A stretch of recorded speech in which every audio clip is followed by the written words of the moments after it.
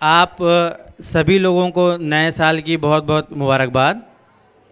आने वाला साल जो है आप लोगों के लिए खुशियां लेकर आए।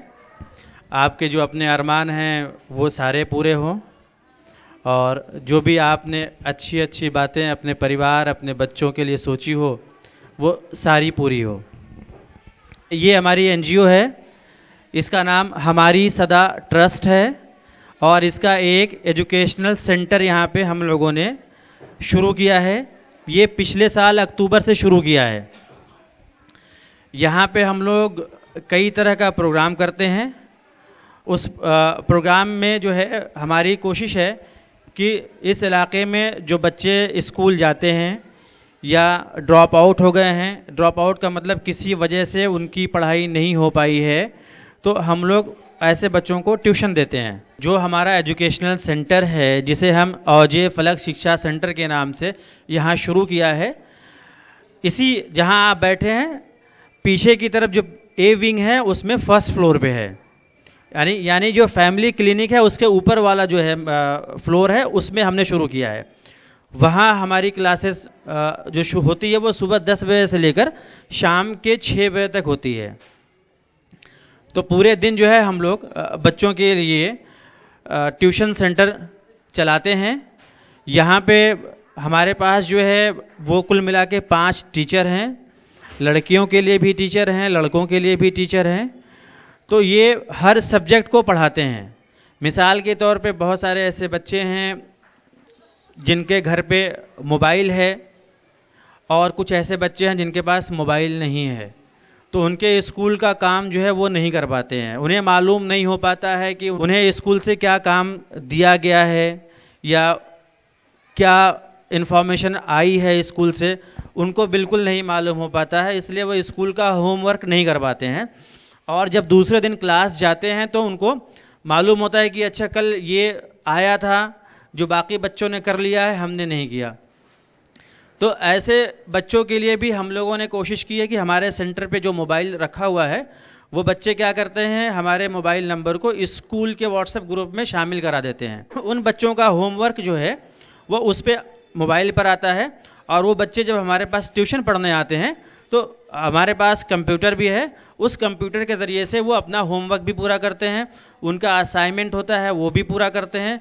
तो हर तरह की जो फैसिलिटी है एजुकेशन के लिए हम लोग कोशिश करते हैं वो बच्चों को मिले।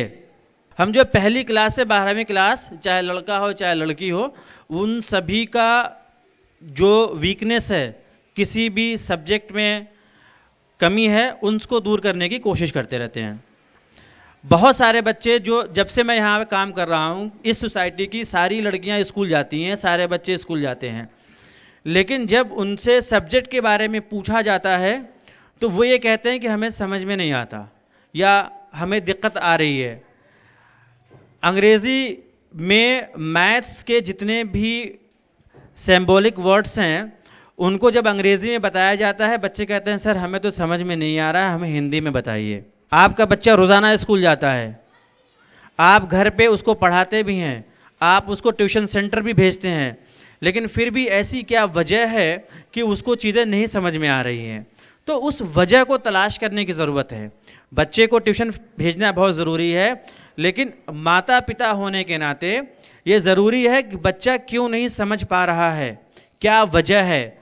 स्कूल भी जा रहा है, घर पे पढ़ाई भी कर रहा है, आपकी डांट भी सुन रहा है। बहुत सारी माताएं जो है उनको मारती भी होंगी, उनके पिता मारते होंगे, गुस्सा करते होंगे, लेकिन वजह क्या है?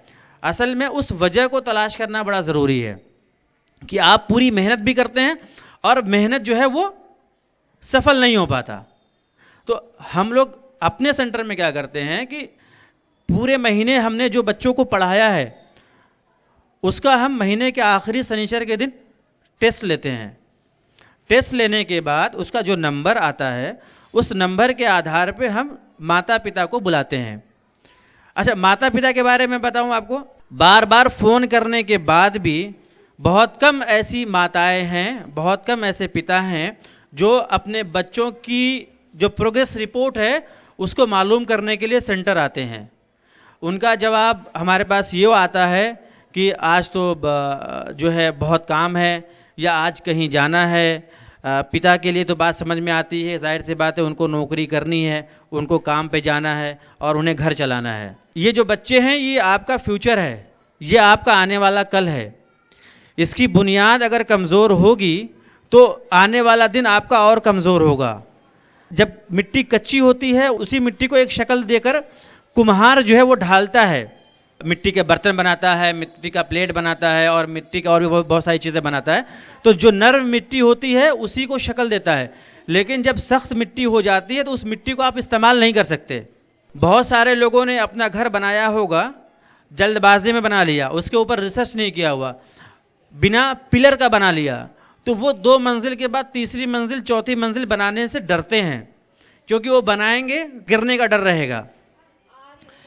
तो अब ये है कि अगर हमें अपने फ्यूचर को और बेहतर करना है, अपने बच्चों की जो ग्रोथ है, जब उनकी उम्र है 15 साल के नीचे की, 16 साल तक की, तो हमें उनके बेस को बनाने के लिए ऐसी जगह जोड़ना चाहिए जहां आपके बच्चे के डाउट्स को क्लियर किया जाए, जहां आपके बच्चे का जो हिडन टैलेंट है वो बताई जाए। हम लोग क्या करते हैं कि हम जो भी नेशनल इंटरनेशनल टॉपिक्स होते हैं, मिसाल के तौर पे APJ कलाम डे, गांधी जयंती, चिल्ड्रंस डे, इंडिपेंडेंस डे, ऐसे जो बड़े दिन होते हैं, इन दिनों के हिसाब से हम बच्चों को 2-2, 3-3 लाइन लिख कर देते हैं, उनसे कहते हैं, गुजारिश करते हैं कि बेटा आप इसको याद करके आओ, और फिर जब बच्चा परफॉर्म करता है उसकी हम रिकॉर्डिंग करते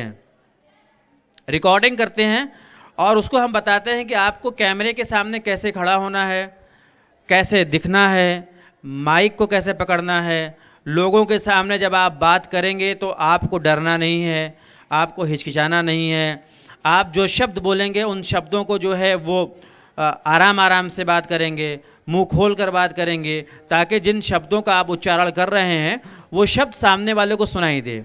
असल चीज़ ये है कि आपको लोगों से बात करनी है। लोगों से बात करने के लिए क्या करना होगा, आपके पास शब्द होने चाहिए, आपके पास वर्ड्स होने चाहिए। अगर आपके पास वर्ड्स नहीं होगा तो आप बात नहीं कर पाएंगे, आप अपनी कमी को बता नहीं पाएंगे, अपनी ज़रूरत को नहीं बता पाएंगे।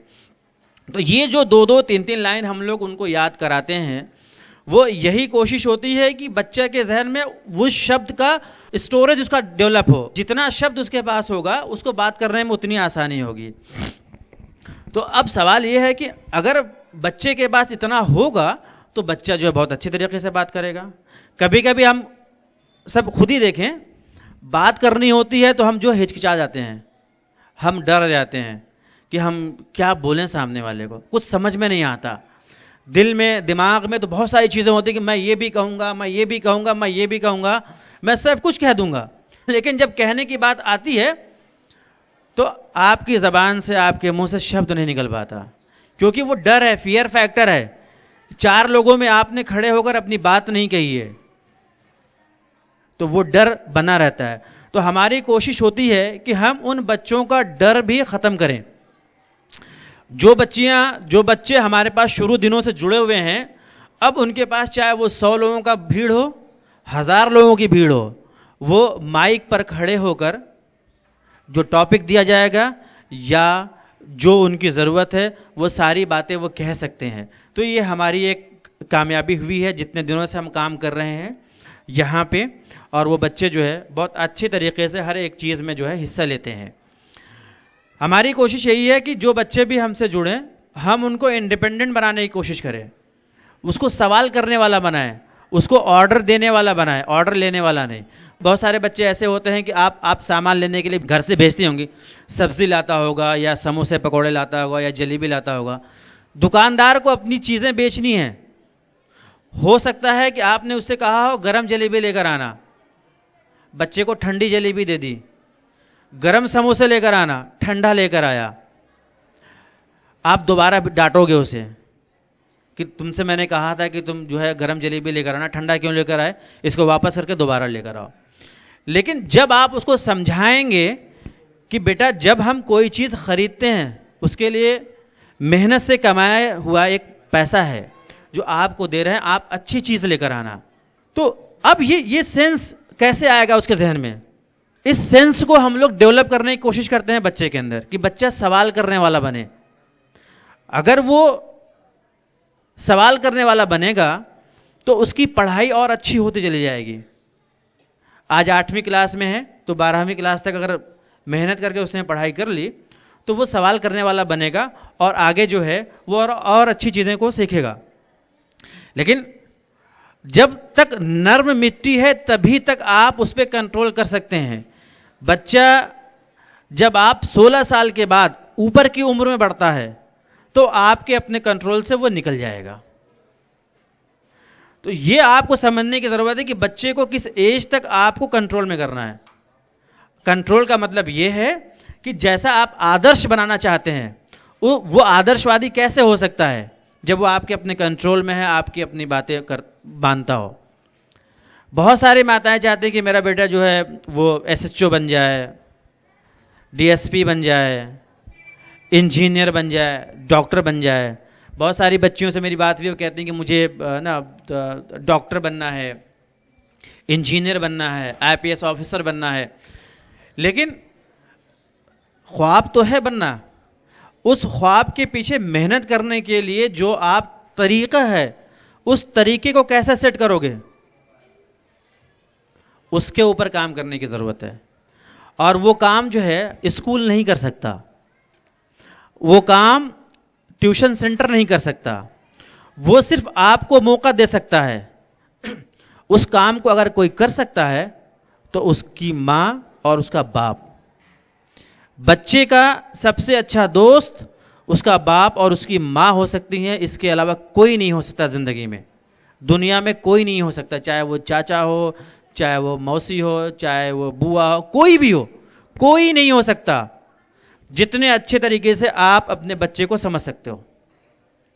तो असल रोल उन माओं का है कि वो माएं जो अपने बच्चे को नहलाती हैं, धुलाती हैं, अच्छा कपड़ा पहनाती हैं, और वो ये भी चाहती हैं कि उनका बेटा जो है ना हमेशा हंसता रहे, खेलता रहे, खिलखिलाता रहे, जिस भी जगह जाए वो चमकता धमकता रहे।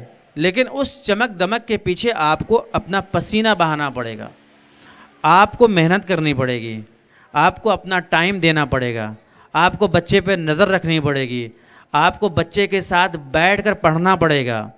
बहुत सारी माएँ उन लोगों से जब बात होती है तो मालूम यह हुआ कि उनको मौका नहीं मिला पढ़ाई करने का। वजह क्या थी? ताऊ ने मना कर दिया। बहुत सारे ऐसे हैं, अरे हमारे यहाँ लड़कियां कहाँ पढ़ती हैं। बहुत सारे ऐसे हैं स्कूल बहुत दूर है। बहुत सारे ऐसे हैं जिनकी मजबूरी होती है कि नहीं हमारे पास पैसे नहीं है। आज आप लोगों को मौका मिला है कि आप अपने बच्चों को पढ़ा रहे हैं, दिल्ली जैसे कैपिटल शहर में है, आपके आसपास में स्कूल है, तो इस स्कूल का लाभ उठाइए। और इस तरह से बहुत सारी एनजीओज जो काम करती हैं उसका भी लाभ उठाइए और अपने बच्चों के ऊपर नज़र रखिए। अपने बच्चों पे जब आप नज़र रखेंगी तो बच्चा आपके अपने कंट्रोल में होगा और आपको कामयाबी मिलती रहेगी।